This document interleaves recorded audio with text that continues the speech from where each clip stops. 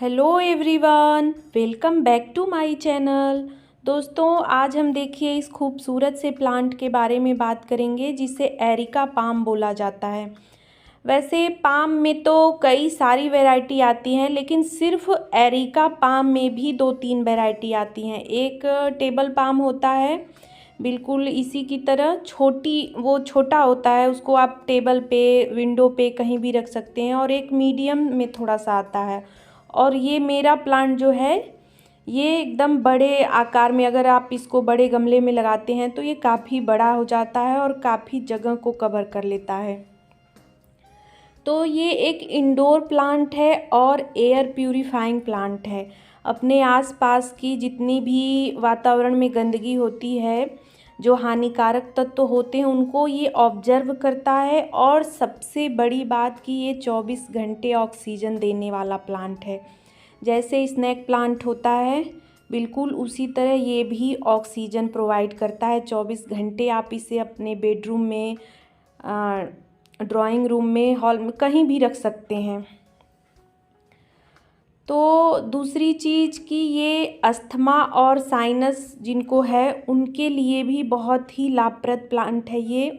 उनके आसपास ये अगर प्लांट रहे तो उनको जो है सांस वगैरह लेने में थोड़ा सा, मतलब ये हवा को शुद्ध करता है, तो उनके लिए थोड़ी सी आसानी हो जाती है। वहाँ पे रहना, उस वातावरण में रहना उनके लिए थोड़ा आसान हो जाता है। तो बहुत ही अच्छा प्लांट है ये। और अगर थोड़ा सा आप केयर करें तो ये प्लांट कम से कम 8 से 10 साल आपके घर में बना रहेगा। ये देखिए, ये मेरा प्लांट 3 से 4 साल पुराना है और इसी गमले में शुरू से ही मैंने लगा के रखा है। ना कोई रिपोर्टिंग की है, ना ही कुछ किया है। और अभी मैंने टेरेस पे इसको रखा है। जैसा कि मैंने अपनी कई वीडियो में बताया कि इंडोर मेरे घर में उतनी जगह नहीं है कि इतने बड़े बड़े प्लांट को मैं रख सकूं। और ये देखिए एक दूसरा है, इसको मैंने इस तरह प्लास्टिक की बाल्टी में लगाया है। तो ये थोड़ा सा 1-1.5 साल पुराना प्लांट है और गमले वाला बहुत ही पुराना है। इस तरह का एक और गमला है 12 इंच का, उसमें भी एक और प्लांट। तो एरिका पाम का मेरे पास 3 पौधे हैं और टेरेस पे ही मैंने रखा हुआ है।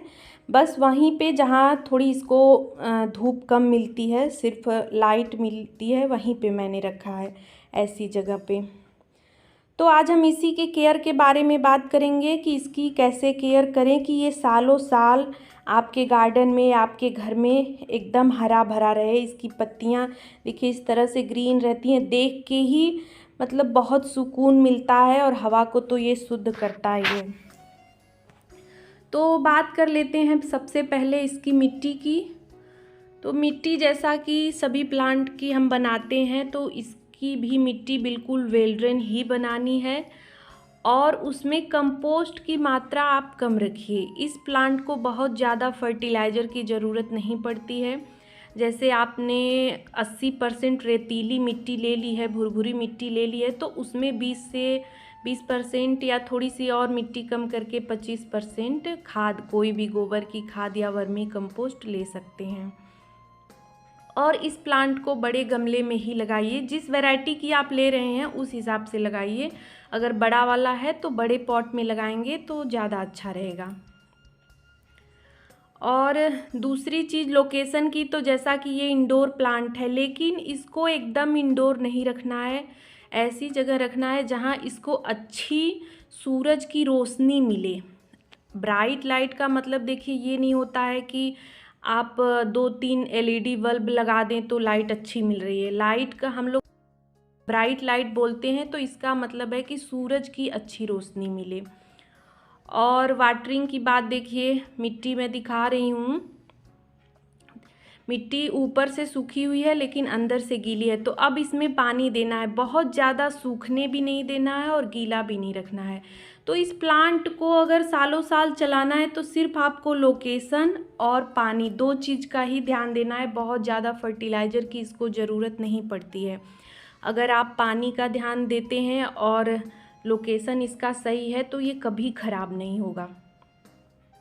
लोकेशन, अगर इसको ज़्यादा धूप मिली बाहर, जैसे मैंने रखा हुआ है, तो अभी तो मौसम ठंडा हो गया है, तो दिक्कत ज़्यादा नहीं होती है। लेकिन गर्मियों में ये प्लांट मैं अगर छाए में भी रखती हूँ थोड़ा सा नेट वगैरह लगा के, तो भी ज़्यादा गर्मी मई जून में तो इसकी पत्तियाँ बर्न हो जाती हैं, पीली हो जाती हैं, तो यही प्रॉब्लम होती है। और अगर ये ब्राइट लाइट में रहेगा तो बिल्कुल हरा रहेगा, लस ग्रीन रहेगा।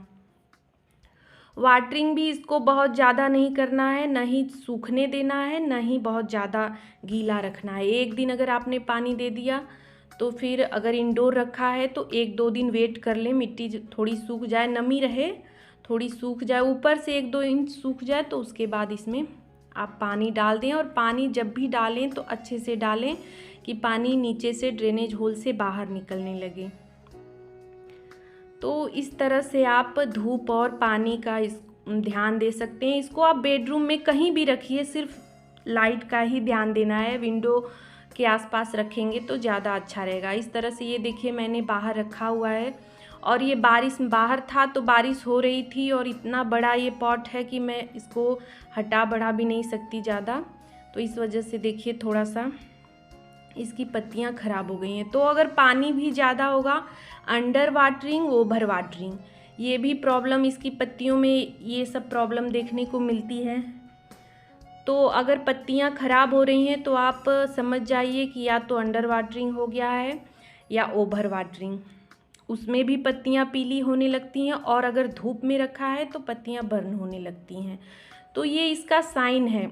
यदि आप एक बार इस प्लांट को नर्सरी से ले आके लगाते हैं और कुछ दिन उसका अच्छे से केयर करते हैं, वो एक बार इस्टेब्लिश हो जाता है, तो फिर ये प्लांट ख़राब नहीं होता है।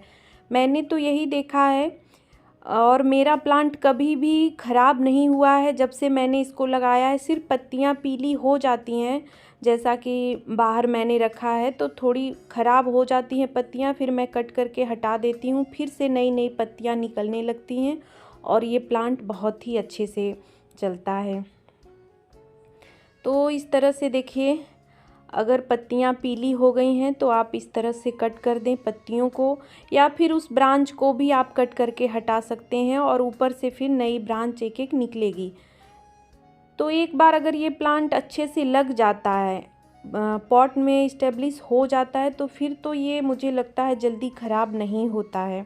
मेरा तो यही एक्सपीरियंस है। पेस्ट का अटैक मैंने कोई भी नहीं देखा है इस पे। बहुत ही अच्छा प्लांट है। इस तरह से देखिए ये भी थोड़ा सा ख़राब हुआ है, तो इसको मैं इस तरह से, और ऊपर इसको घना बनाने के लिए नीचे से जो भी पत्तियां निकल रही हैं उसको कट करते जाएं, तो ऊपर से ये फैलता जाएगा, थोड़ा अच्छा लगता है, शेप इसका मेंटेन रहता है। और इस तरह से देखिए नई नई पत्तियां निकलती हैं। आप इसको डिवाइड करके भी नया प्लांट बना सकते हैं। नीचे से बेबी प्लांट निकलते रहते हैं, उसको डिवाइड करके नया प्लांट बना सकते हैं।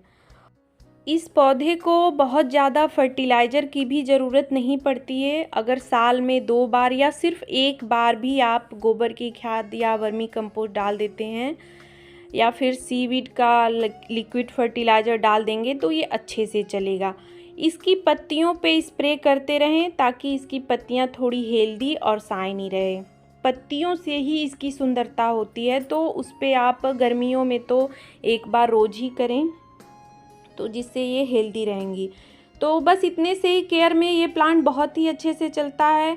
और कई लोगों की प्रॉब्लम होती है कि ये प्लांट बहुत जल्दी ख़राब हो जाता है, इसकी पत्तियां ख़राब हो जाती हैं। तो सबसे मेन प्रॉब्लम वही पानी और इसकी लोकेशन की है। अगर पानी और लोकेशन का आपने ध्यान दे दिया तो ये प्लांट कभी भी ख़राब नहीं होगा, बहुत ही अच्छे से चलेगा। और अगर आप एक बार समझ गए कि इसकी रिक्वायरमेंट क्या है, तो ये प्लांट सालों साल आपके घर में बना रहेगा। तो मैंने जैसे केयर बताया उतना आप ध्यान देंगे तो प्लांट कभी भी ख़राब नहीं होगा। और ये घर में ह्यूमिडिटी भी बना के रखता है। वैसे तो सारे प्लांट ही टेम्परेचर को मेंटेन रखते हैं, लेकिन स्पेशली ये कूलिंग प्लांट है, तो इसे अपने घर में ज़रूर लगाएं। वीडियो पसंद आया है तो लाइक